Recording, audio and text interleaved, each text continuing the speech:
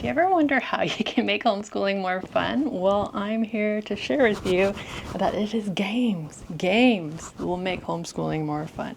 Games will just make everything better. Who doesn't want to play, right? So I'm just going to share with you some of the games that we have in our homeschool. I mentioned before that I actually got rid of quite a few games during COVID. If you're new here, I'm Xuan. I'm a homeschool mentor and slow living coach, and I also have a homeschool blog. You know, I used to be a U.S. history teacher, and now I am a homeschool mom of 3. So let me show you my games. Future Xuan here. I realized that I filmed all of my games, but I didn't really film it because I did not record it. And while I was editing my video today, I realized I did not have this footage. So I am popping back into our homeschool slash playroom slash office, I don't know, whatever you want to call this space. And I'm going to share with you our games here. Okay, as you know, we have this new bookshelf. Before, all of our games were in my son's room, and it took up a lot of space. So then they didn't have enough places to put their clothes and toys and all that. So really quickly, so we have Spot It. So there's some Lego here. We have Categories, The Amazing Labyrinth, love this one.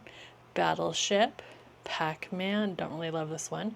Spooky Journey, Scooby-Doo, don't love this one, but my kids love Scooby-Doo, so we have that. Count Your Chickens with the math game. There's no organization here except, you know, as long as it was able to fit, that's how it's organized.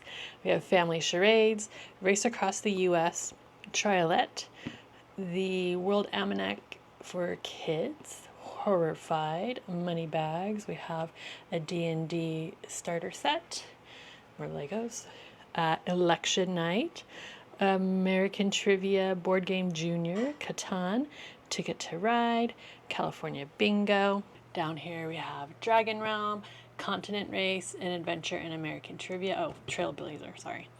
Tiny Polka Dot, Great States, Sorry.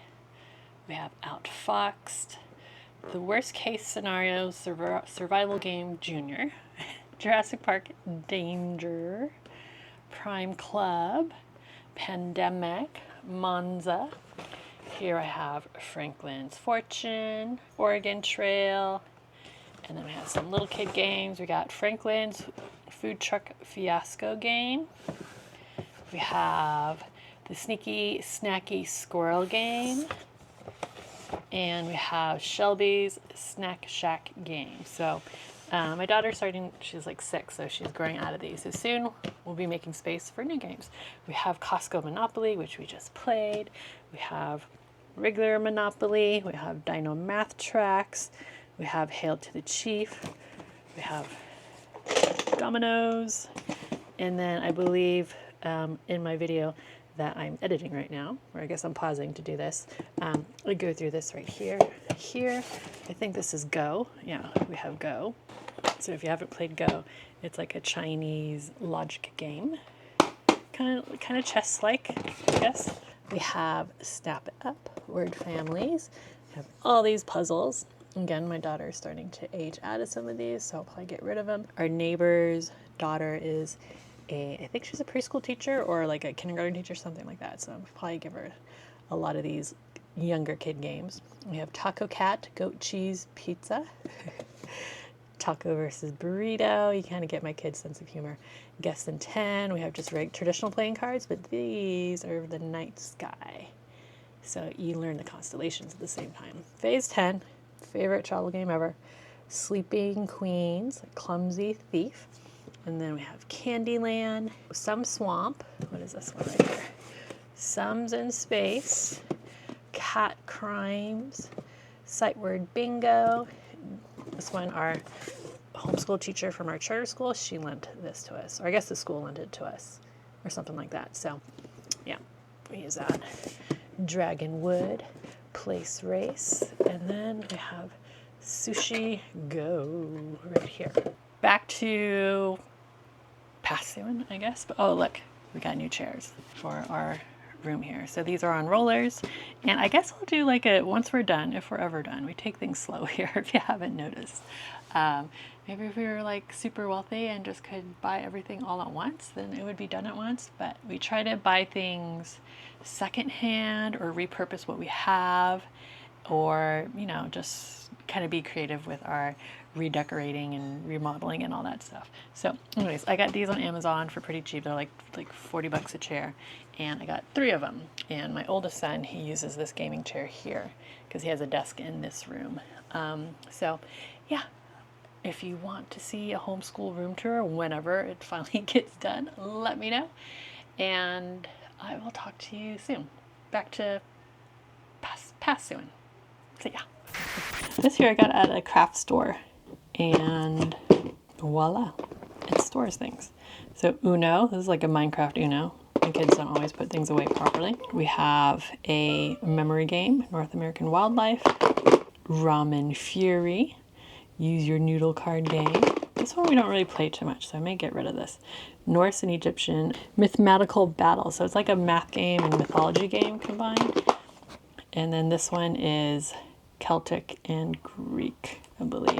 Another game we don't really use is this one from Pete the Cat, Crazy 8, Monster Memory Match. Love these, love taking these on road trips or camping. Story cubes.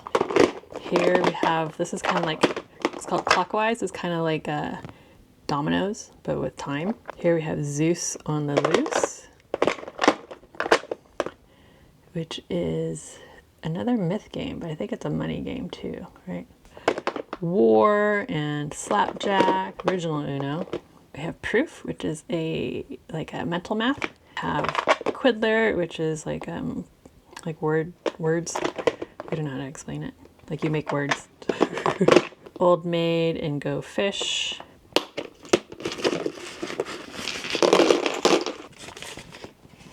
Math dice. So that's what this is, math dice. I haven't played this in a while. And I have Scrabble. How could I forget Scrabble? And a bunch of like different Mad Libs as well. So lots of Mad Libs in this house. But I think now that we have like all these games out that we're gonna play them more, because before it was kind of like out of sight, out of mind. I would forget that they're in my kid's closet, and then it was like a hassle to get to them because like all their stuff was in the way. But now that they're out here, it's going to be much more accessible. And then, you know, I see it, I'll be like, oh yeah, we can play this game. Oh yeah, we could do this game. So we kind of do, when we study our subjects, we kind of have like days where we study them. Like we don't study all the subjects every day because that just doesn't sound appealing to any of us. Kind of like college, right? Where, you know, my kids are going to do reading, writing, and math like 3 days a week, short amount of time. We're not spending like hours doing it. So maybe like an hour total for the 3. And then 2 days a week, we'll be doing like history and science, and maybe just history on one day and science on another day. It just depends on what our schedule is, because my kids do take a lot of classes, like enrichment classes. If you're interested in me breaking down like the classes my kids take and how much everything costs, let me know down in the comments below, because I would love to share that if that's something you're into. So yeah, make homeschooling fun. Make it fun again. Maybe that's a hat I'm gonna make. Make homeschool fun again. Yeah, just make it fun, and you know, it doesn't have to be so serious. Like take it seriously, but hold it lightly, like a, you know, a baby bird. You don't want to strangle it to death. And same with your kids, when like they're learning and you're teaching them, like you don't want to make it like miserable and you know, boring and whatever. Like my kids hate workbooks. I know there's homeschoolers out there that use a lot of workbooks and a lot of kind of open and go kind of curriculum, where it's like they have assignments and stuff. My kids, no, they do not thrive with that. And I think knowing who your kids are and appealing to their needs as learners is more important than whatever curriculum that you buy, and more important than whatever standards that you have to like meet. And yeah, it's just meet your kids where they're at, rather than trying to force them down some path that you think they should be going down. Because the reality is that they're individuals. They're different than you. They're gonna not like the same things. Like as a kid, I loved workbooks. I loved going to, like, we would go to Toys R Us before a road trip, and like in the back of Toys R Us there was like this wall of like workbooks and stuff, or activity books, and I would get like 2, 3, 4, and I would complete them all by the end of 2 weeks from our road trip, or 3 weeks, I guess it was. Oh, and if you're new here, I'm Xuan. Did I tell you this already? I'm a homeschool blogger and mentor and a slow living coach too, if that's some help that you need. And I help make homeschooling easy and simple and not too complicated, because it shouldn't be complicated and it shouldn't be like stressful at all. It should be fun. It should be a ton of fun, because if you don't love it, you shouldn't be doing it. Okay, see ya.